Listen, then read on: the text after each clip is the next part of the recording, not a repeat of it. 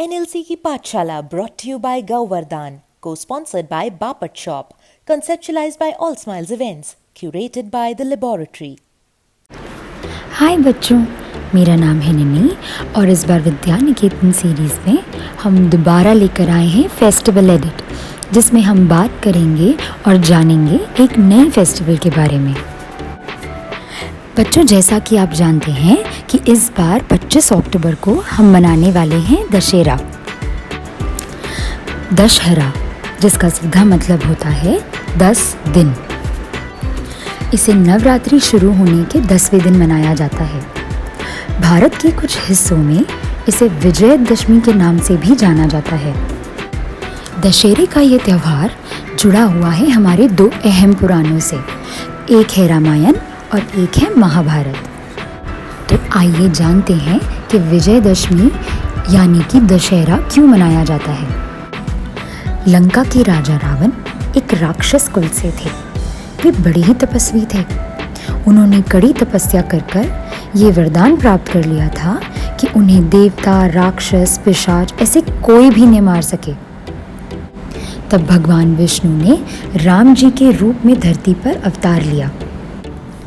जब भगवान राम सीता जी और लक्ष्मण जी के साथ वनवास काट रहे थे, तब रावण धोखे से सीता जी को लंका ले गए। तब भगवान राम लक्ष्मण जी, हनुमान जी और वानरों की सेना लेकर उन्हें वापस लाने के लिए निकल पड़े।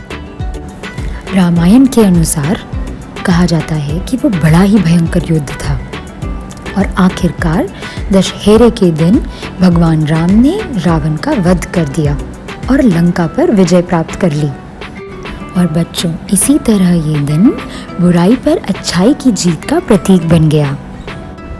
महाभारत काल की भी एक कथा प्रचलित है, जिसमें ये माना गया है कि अर्जुन को इसी दिन सारे बड़े योद्धाओं पर विजय प्राप्त हुई थी।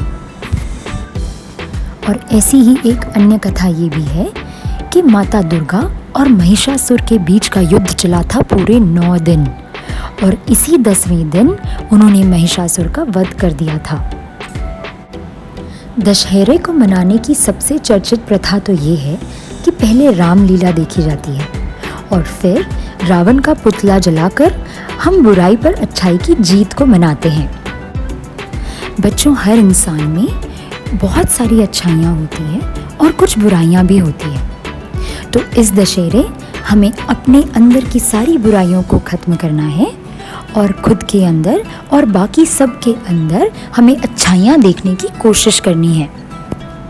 अगर हम ऐसा कर सकें तो हम और हमारे आसपास के सभी लोग बहुत खुश रह सकेंगे।